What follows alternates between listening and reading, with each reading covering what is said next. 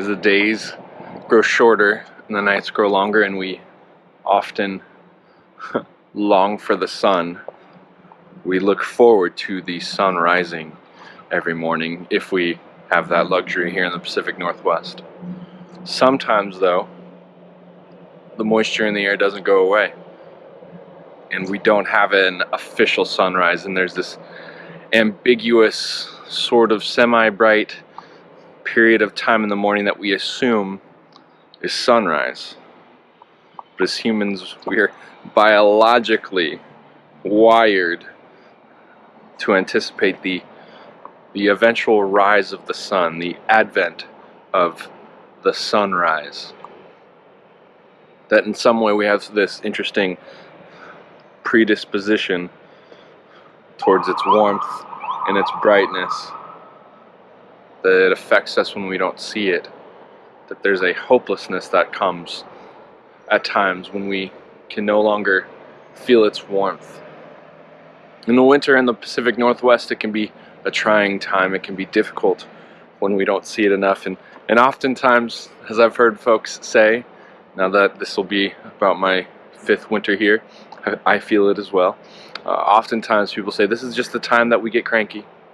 This is just the time that we get upset because we can't see the sun anymore, because it's always raining, because seasonal effectiveness disorder is a reality that we all struggle with. I think there's something to it that is uniquely appropriate for our first Sunday of Advent, our first week of this Advent 2020. See, Advent means that we look forward to something. We're anticipating the arrival of something.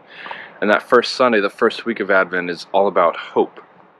Now, biologically, we hope for sunshine on a semi-regular basis, especially when we've gone, like a month without seeing it.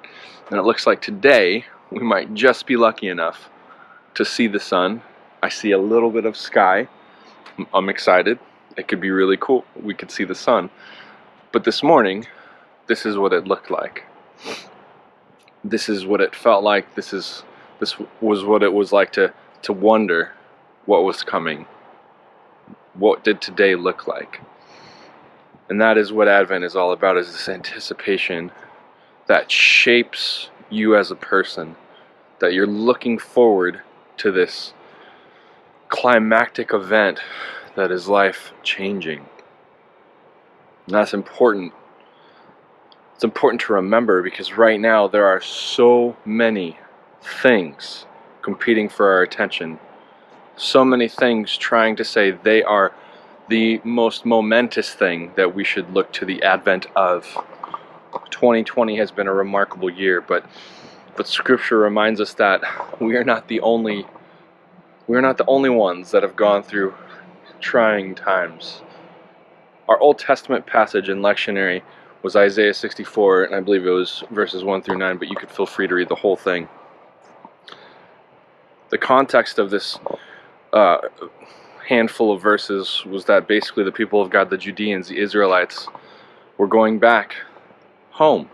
They had been in exile in Babylon for the 70-odd year timeout that they received because they had actively ignored God and continued to behave more and more like those nations that were their neighbors. So eventually, the judgment of God, God's wrath, or just the natural repercussions of their bad decisions, which is what we tend to think God's judgment is, caught up with them. As a result, they were in exile, taken from their homelands, forced to live under the rule of another nation. But in that exile, there was this eager anticipation of going home. They were struggling with hopelessness, and we see that in this passage. And I'll put up the reference now. Maybe I can pause the video and go here and read it. Okay. If you didn't pause it, you can explain that to Jesus, I guess. I'm just mostly kidding. But in this passage, we hear a tension. They're struggling with hopelessness because they've come back home, and their home is ravaged. It has been taken over by all of their past enemies, and they have a less warm homecoming than they had wanted. The struggle is that they told their kids and their grandkids and all these memories they had, and they've gone back anticipating something that is not there. And now they're struggling with hopelessness. Now, maybe for the first time in a lot of our lives, we can somewhat empathize with that hopelessness. 2020 has been, it has been a year for many of us. I know for me personally, 2020 has been one of the most trying, difficult, hopeless years I've ever lived through or experienced. And not that comparison is helpful, but I know there are others that have experienced worse years. It's not particularly healthy or helpful to compare and contrast who had a worse year, but collectively, as a country at least, but also just as a human race, 2020 has been kind of rough.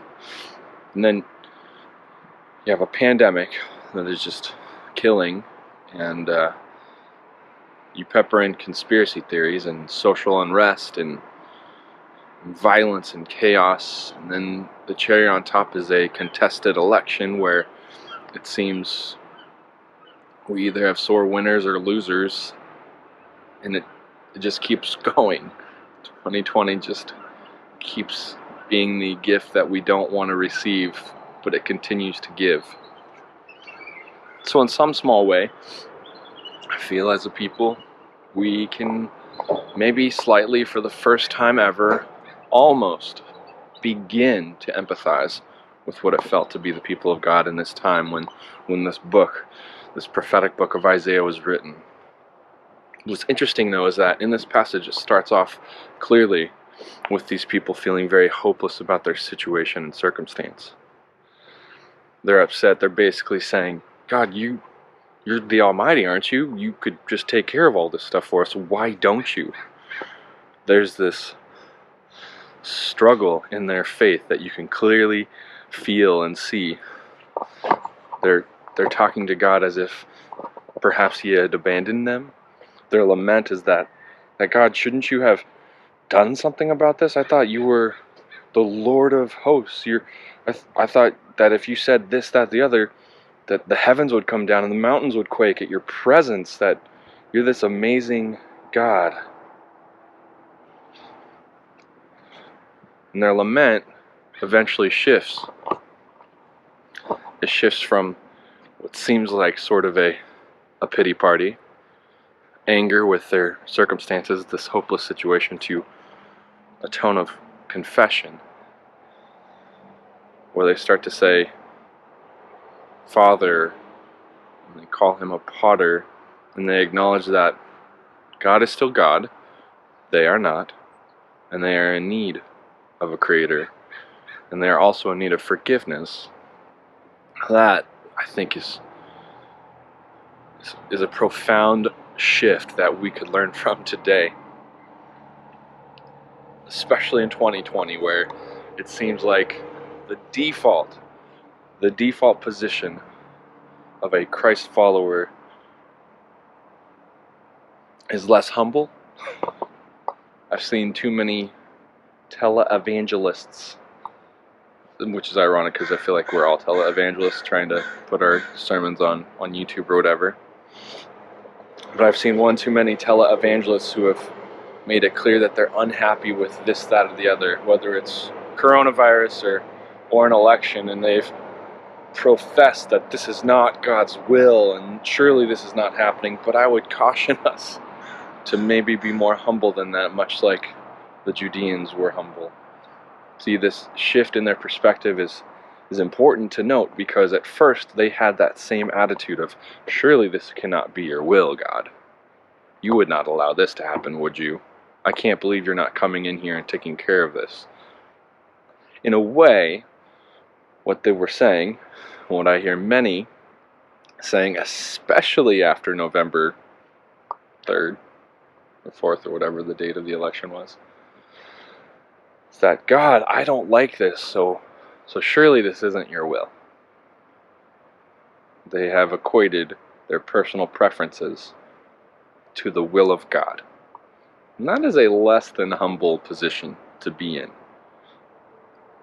especially if we say we follow this humble and meek and mild Jewish carpenter who said things like, "Blessed are the peacemakers, blessed are the merciful, blessed are those who thirst for righteousness for my name's sake." In the gospel passage today, there's this mini apocrypha, and in it Jesus says something that's pretty significant.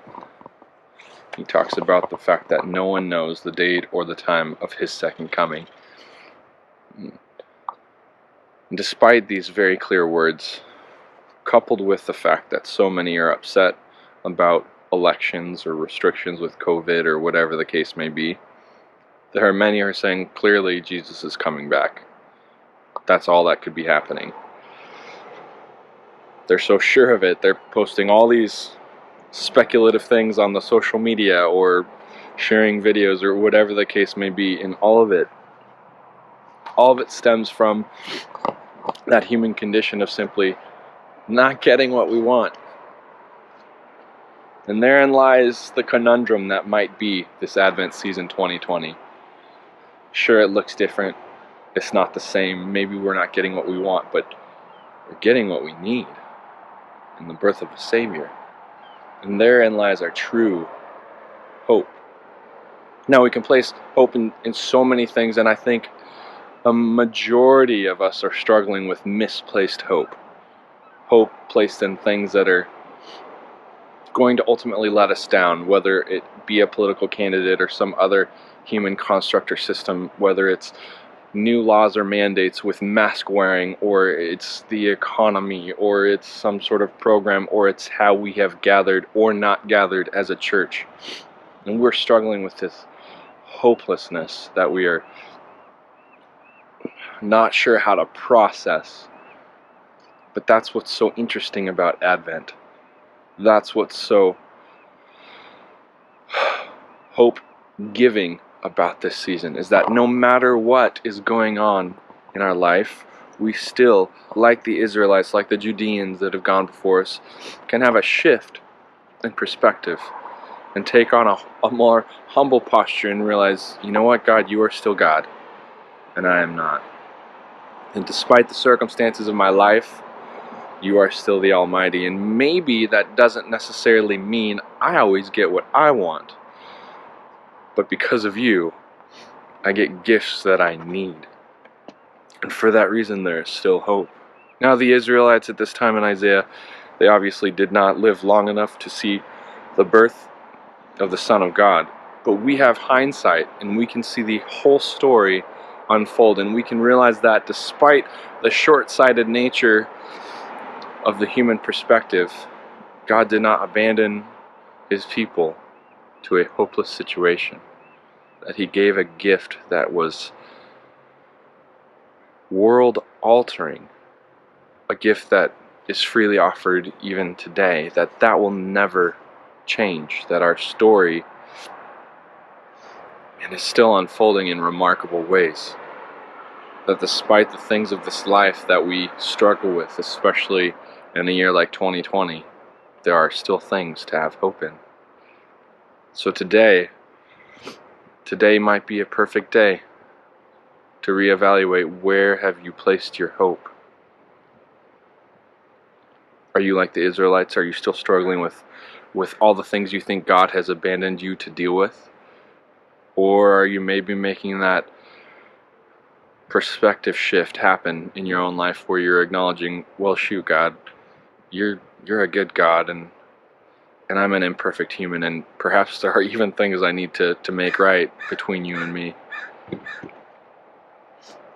Advent 2020 might not look exactly like Advents before, but there is one thing that remains the same: that God sent His Son to be born of a virgin, to make it possible for us to live in close relationship with our Creator. And that is something remarkable, something that we can have hope in. So don't get caught up in the things of this world.